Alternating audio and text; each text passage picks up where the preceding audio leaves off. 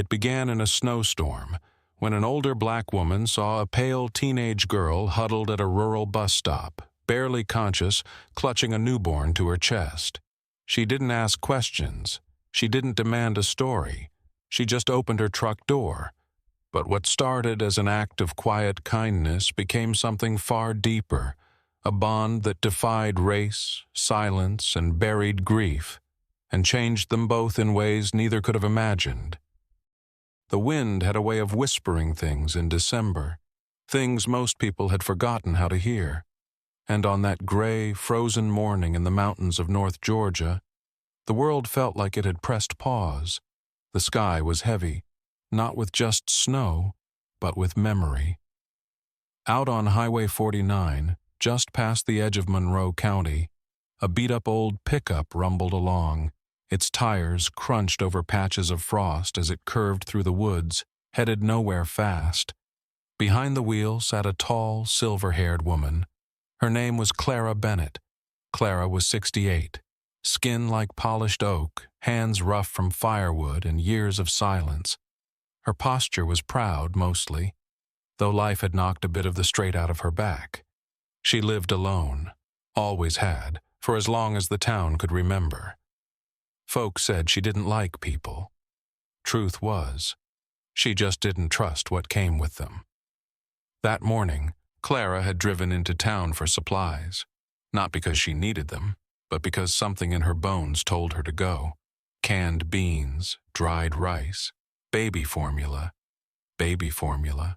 She'd stared at it in her cart for a minute too long, then just shrugged. Old habits, she muttered. Back at the gas station, she didn't make small talk. She never did. Paid in cash, tipped her hat, and left. It wasn't until she hit the edge of County Road 22 that her foot eased off the gas. There was a bus stop up ahead, run down, half covered in frost, the kind of place most people wouldn't even glance at twice. But Clara glanced. Then she stared. There was someone there, a girl, young, white. Couldn't have been more than 17. Her coat was thin, too thin for this kind of cold, and cradled tightly in her arms was a bundle, wrapped in brown cloth. No hat, no gloves, just fear in her eyes, and something else. Clara pulled the truck over slowly. She didn't roll the window down. Not right away. She just sat there, watching, measuring. The girl's lips were trembling, but she wasn't crying, strong, or maybe too tired to cry. Clara got out. Her boots hit the frozen gravel with a crunch. She walked over, slowly, arms crossed, eyes steady. "You waitin' on a bus?" Her voice didn't rise, didn't fall, just calm, measured. The girl looked up, startled. She adjusted the bundle in her arms, holding it tighter. It's late. I think I missed it." Her voice cracked halfway through, like it had forgotten how to speak. Clara looked up at the sky. Snow was coming. You could feel it in your teeth before you saw it. She didn't ask the girl anything else, didn't need to. "Storm's coming," she said. "I'm not asking where you're headed, but I got a roof, heat, food, you want shelter, I'm offering." The girl hesitated. Clara didn't wait for an answer. She turned, walked back to the truck, and left the passenger door open behind her. It was the kind of gesture that said, "I'm not rescuing you. I'm just giving you a chance to step in out of the cold." After a few moments, the girl followed, still clutching the bundle, still shaking. She climbed into the passenger seat, didn't speak, just stared ahead. Clara started the engine, turned the heater on full, and drove. The road back to her cabin curled through the forest like a secret. Pine trees lining either side, shadows moving with the wind. They didn't say a word. The baby let out a soft sound, a gentle little sigh beneath the blankets. That was the only thing that spoke. As they pulled up to the cabin, an old wooden house tucked into the trees, the first snowflakes began to fall. Light, silent, like whispers drifting down from the sky. Clara didn't look at the girl as she opened the door. She just grabbed the groceries, walked inside, and left the door open behind her. The door closed with a soft click behind her. The cabin was small, but not cold. A fire hummed in the old stone hearth, low but steady, the kind that didn't roar, just breathed. Warmth drifted through the room like a memory that hadn't left yet. Clara didn't speak. She moved with quiet purpose, setting down bags, putting away cans, folding towels like she'd done it every day for 20 years. The girl stood near the entrance, her breath still visible in the air, arms clutched around that bundled baby. Clara glanced sideways, her voice plain. "You can sit. Couch is over there." The girl nodded, barely, then moved carefully across the room, each step like she was afraid she might wake something. She lowered herself onto the old brown sofa. The baby shifted, still asleep, still warm, still here. Clara poured water into 2 mugs, dropped a chamomile bag in each, no sugar, no milk. "Drink it," she said. "Helps with the cold." The girl took the mug with both hands, her fingers red and raw around the handle. She didn't say thank you. Clara didn't expect her to. Hours passed like fog. The storm outside thickened. Snow came sideways now, slanting against the windows like it was angry at being ignored. Inside, silence. When the baby stirred, Clara handed the girl a clean towel. No questions. When the girl coughed once, quietly, Clara walked to the pantry and brought back a small bottle of honey. Set it down on the table. No explanation. They didn't trade names, didn't talk about where they'd been, didn't ask why. It was the kind of silence that had been earned. That night the power blinked, once, twice, then gave up. But the fire stayed, loyal as ever. Clara moved through the dark like she'd done it 100 times before. Lit a few candles, pulled out a spare blanket. Then, from the hallway, she pointed toward the back. Cots made up. Rooms small but warm, better than that couch. The girl hesitated again. She looked at Clara like she wanted to ask something, or maybe say something. But Clara's face didn't shift. No smile, no warning, no judgment, just space. "I won't bother you," Clara added, her voice flat, but not unkind. Then she turned and walked back to her chair near the fire.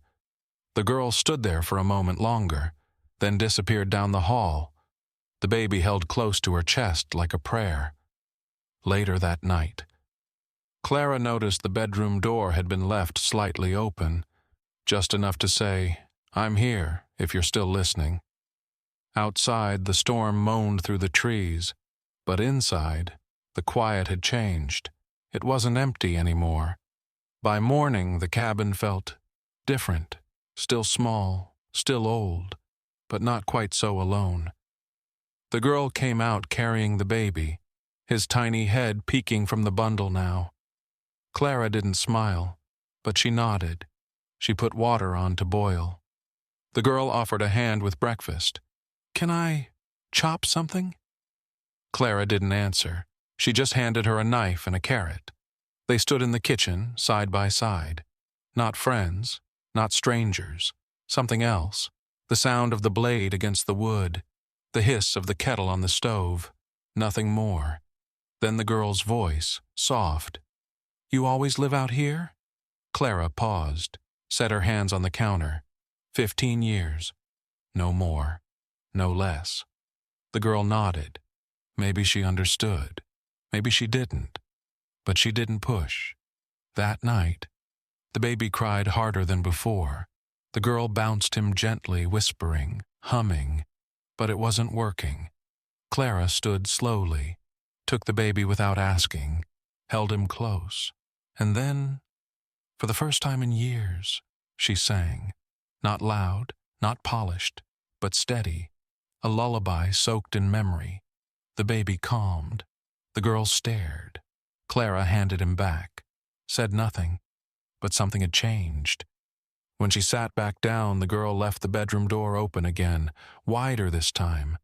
And when Clara looked up from her fire, she saw not just a girl, not just a stranger.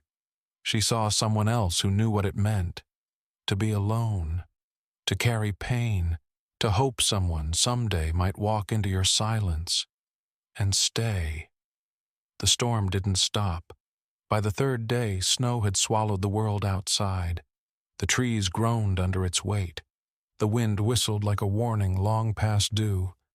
But inside that little cabin, something softer had taken root. Clara still said little.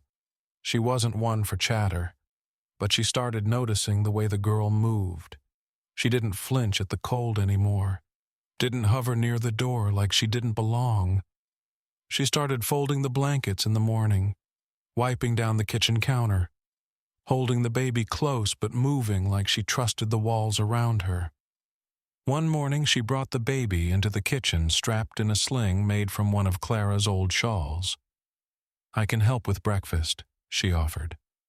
Clara didn't nod. She didn't smile. She just slid a bowl of potatoes across the counter and handed over the peeler. And just like that, the rhythm began. The two of them in the kitchen, quiet, working side by side. Not because they had to, because something in them had stopped resisting comfort. That evening, Clara sat in her usual chair, a book resting in her lap. But she wasn't reading. The girl, still unnamed, sat on the floor, legs crossed, the baby asleep in the cot behind her. There was a stillness between them, not empty, just waiting. Then the girl spoke, her voice low, like she was talking to the fire. "I didn't mean for any of this to happen." Clara didn't move. "I had plans," the girl continued. "Scholarships, college. I was going to be the first in my family to go." She swallowed hard. "Then I got pregnant." The fire popped. "One mistake, that's all it took. My dad, he told me to get rid of it. Said I'd ruin the family's name. My mom just cried, then stopped talking to me." Her voice cracked, but she kept going. "My friends ghosted me, and I got tired of explaining myself to people who weren't really listening." She looked down. "I didn't want to give him up. I didn't want to give me up either, so I left." Clara closed her book slowly, didn't interrupt, didn't judge. She looked over at the girl, really looked. "You're still standing," she said. "That's something." The girl blinked. She hadn't expected that. No lecture, no scolding, just a simple truth offered like a hand. She took a breath, then asked quietly, "Why do you live out here? All alone?" Clara gripped the arms of her chair. Her fingers tightened, then relaxed. "I had a daughter once." The room stilled. Bright, fierce, stubborn like her father. Clara's voice was thin now, worn down from too many years and too many regrets. "After he died, I wasn't right. I couldn't be soft, not even with her." She looked toward the fire. "She got sick, and I didn't see it. Not until it was too late." The flames caught the wet in her eyes. "I was too late." The girl didn't say a word. She didn't have to. Her silence said everything. She shifted closer, sitting near Clara's chair now. "I'm sorry," she whispered. Clara nodded, just once. "So am I."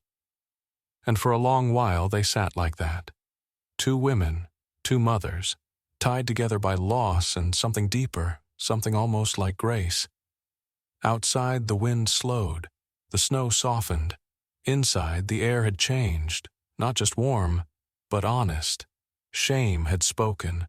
Regret had been heard. And something close to mercy had found a place by the fire. By the next morning, the storm had finally passed. The trees outside stood heavy with snow, but they were still, watching, almost listening. Inside there was movement again, a rhythm, a purpose, the kind that says, "Something's beginning." The sky had cleared, but the world outside was still quiet. Thick snow blanketed everything, rooftops, tree branches, the winding path leading down the hill.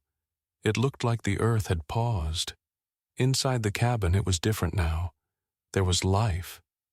The girl, her name was Lena, Clara had finally learned, was moving with confidence. Not loud, not rushed, but with purpose. She was humming in the kitchen. The baby, now strapped to her chest in that same old shawl, blinked up at the ceiling like he finally understood he was safe. Clara sat at the table, her hands wrapped around a mug of black coffee. She didn't say much, but she watched. Not guarded anymore, just curious. "You ever think about school?" she asked suddenly. Lena turned, a little startled. "School?" Clara tilted her head. "You talk like someone who used to get straight A's." Lena smiled, sheepish. "I did. I loved it. English mostly. I wanted to teach, or write." She shrugged. Her eyes dropped to the floor. "That was before." Clara didn't let her finish that sentence. "Before's not dead. It's just sleeping." Lena turned off the faucet and leaned on the sink. "Even if I wanted to go back, I couldn't. No savings, no help. I've got a baby, no plan, no home." She said it without bitterness. Just fact. Clara leaned back, crossed her arms. "I taught at Mercer University for over 20 years, she said slowly. "Still got friends there. One of 'em's a dean now. He owes me favors, real ones." Lena stared at her. "You're serious?" "I don't say things I don't mean." That afternoon, Clara went into the back room, one she hadn't touched in a long time. She opened a drawer. Inside were pieces of the life she'd packed away. Letters, credentials, photographs, memories. She ran her thumb across an old business card, picked up the landline, dialed. The phone rang once, then again, then, "Carl, it's Clara Bennett." A pause. Her voice didn't waver. "I need a favor. There's a young woman here, smart, brave. She deserves a second shot. And I want you to help make that happen." The voice on the other end didn't hesitate. "If you're asking, I'm listening." Clara looked toward the kitchen, where Lena was bouncing the baby gently and humming a lullaby without realizing it. "She's worth it," Clara said quietly. "She just doesn't know it yet." Over the next few days, the cabin changed again. It buzzed gently, with motion and sound. Lena found an old notebook tucked away in the bookshelf. She started writing again. Just little pieces, a sentence here, a paragraph there, and Clara dug out her old laptop, wiped the dust off, plugged it in. It groaned like it didn't want to wake up. But it came to life anyway. She sat beside Lena at the table, showed her how to format an essay, how to build an argument, how to listen between the lines. Lena soaked it in. She didn't get defensive when Clara corrected her. She didn't shut down when things got hard. She just kept trying. At night they sat by the fire, not like strangers anymore, not even like roommates. They were something else now. The baby, who Lena had named Jamie, had grown more alert. He giggled when Clara made her grumpy face, reached for her glasses. Clara pretended to be annoyed, but her heart had already softened. One evening, Lena brought her a page. It was an essay, a short one, about forgiveness and motherhood. Clara read it quietly. She didn't say much, but when she handed it back, her voice was firm. "You've got something." Lena blinked. "Don't waste it," Clara added. And just like that, a seed was planted, small, quiet, but deep. The storm was long gone now, but what it left behind was something better than stillness. It was a beginning. Spring came quietly, not with fireworks, not with fanfare, but with tiny green promises pushing through melting snow. The path to Clara's cabin turned from ice to slush, from slush to mud, and then, slowly, to earth that breathed again. Lena had moved into a small apartment near the university, nothing fancy, but close enough to walk to campus and to wheel Jamie in his stroller. Clara still kept her cabin, still lived up the hill. But every Sunday without fail, Lena and Jamie came back. They brought laughter, left footprints, filled the place with something Clara hadn't felt in years: belonging. It was on one of those Sundays, after soup and cornbread while Jamie was bouncing on Lena's knee, that the past finally caught up. The landline rang.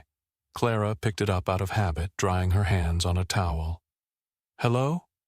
Her voice had gotten stronger lately, not sharp, but solid. The voice on the other end trembled. "Is this Mrs. Clara Bennett?" Clara's spine straightened. "Yes. You don't know me?" the woman said. "My name's Carol McKinley. I think you know my daughter." The room went still. Clara's eyes moved to Lena without meaning to. "What's this about?" she asked. Carol's voice cracked through the static. "We just found out where she was. A neighbor saw her in the paper. From the university. With the baby. His name is Jamie." That name, Jamie, hung in the air like thunder before a storm. "We were angry," Carol continued. "Ashamed. Then too proud to admit we were wrong. But we want to see her. Please, we need to." Clara didn't answer right away. When she did, her voice was calm, but heavy. "She's not a child to be summoned. You'll have to ask her." Then she hung up. Not cruelly, just clean. That Sunday, Clara didn't bring it up. But Lena knew something was different. The next week, Clara came back from the mailbox holding a small ivory envelope. Lena opened it slowly. Inside was a handwritten letter. From her parents. It didn't explain everything. It didn't erase anything. But it said, "We were wrong." It said, "We're sorry." Lena stood frozen for a long time. The paper trembled in her hands. "I don't know if I want to see them," she whispered. Clara nodded. "You don't owe them anything," she said. "But if you never answer, you might always wonder." Lena looked up, eyes searching Clara's face. "Did you get that chance?" Clara's jaw tightened. Her voice barely made it out. "No, I didn't." 2 weeks later, it was graduation day. Lena stood in a cap and gown, holding Jamie in her arms. Her name was called. Applause, flashing cameras. But her eyes scanned the crowd. And there they were, Carol and David McKinley, her parents, standing at the edge of the audience, awkward, unsure, but there. Clara stood beside Lena, one hand steady on her cane. Lena didn't move at first. Her arms tightened around Jamie. Clara leaned close. "You don't forgive them for them," she said. "You forgive them so they don't keep living inside your hurt." Lena breathed in, slow. Then she walked forward. Her mother cried first. Her father, once proud, once rigid, dropped to his knees in front of his grandson. Lena stood still for a moment longer, then bent down, whispered softly, "His name is Jamie, because hope was all I had left." They wept. Together. In the middle of 1,000 strangers, something that had been broken began to mend. Clara watched from behind, one hand gripping her cane, the other resting lightly over her chest. And in her eyes, there was peace, not loud, but earned. The ceremony was over, but the echoes lingered. Laughter floated across the university lawn. Families posed for pictures. Graduation caps lay scattered like wildflowers across the grass. But Lena, she stood quietly beside Clara, her diploma in one hand, Jamie in the other. Her parents had asked her to come home, promised change, apologized through tears. But Lena had learned something deeper now. Home wasn't a building. It wasn't blood. It was someone who stayed when you had nothing left to offer. She turned to Clara, who stood strong despite the cane, her back a little straighter, her eyes unsentimental, but proud. "I'm not going back," Lena said softly. "I'll visit, I'll forgive, but this is where I belong." Clara didn't reply with words.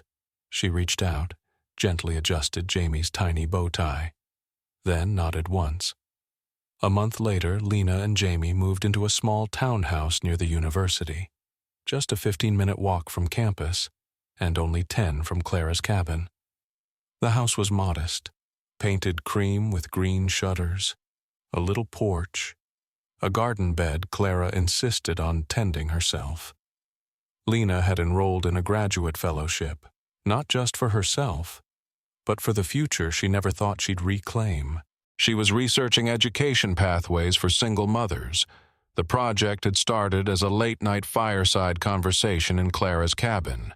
Now, it was real, backed by grants, mentioned in national newsletters, and on the proposal, 2 names appeared side by side, Lena McKinley, Clara Bennett, like co-authors, like family. Jamie, now toddling through the garden with dirt on his cheeks and giggles in his chest, had grown up never knowing absence. He had bedtime stories in 2 voices, lunch boxes packed with handwritten notes, Saturdays split between university books and planting seeds with Clara. When he finally strung together his first sentence, it wasn't "Mama" or "Grandma," it was, "We go home now." And both women laughed, not because it was funny, but because it was perfect. The holidays came with quiet joy. Lena's parents visited sometimes, less awkward now, more gentle. Her father helped fix the porch railing. Her mother baked pies from Lena's childhood and tried shakily to sing Jamie lullabies. No one brought up the past much, but there was softness now, where once there had only been silence. One Christmas morning, Jamie ran into Carol's arms and called her Nana. Carol burst into tears that nobody mocked. Later in the kitchen, Lena stood beside Clara. "You were right," she whispered. "I would have regretted it." Clara didn't smile, but her eyes shimmered. The years moved on. Their story spread quietly, into classrooms, into conference halls. Lena began speaking at universities, about education, about resilience, about Clara. When a journalist asked, "Who changed your life the most?" Lena answered without a second of doubt. "She didn't just give me shelter, she gave me the permission to dream again." And when they asked, "Who is Clara to you?" Lena smiled. "She's my mother, the kind you choose." 3 years to the day after that snowstorm, Clara stood on stage at Mercer University, invited back for the first time in decades, her hair now fully silver, her posture regal.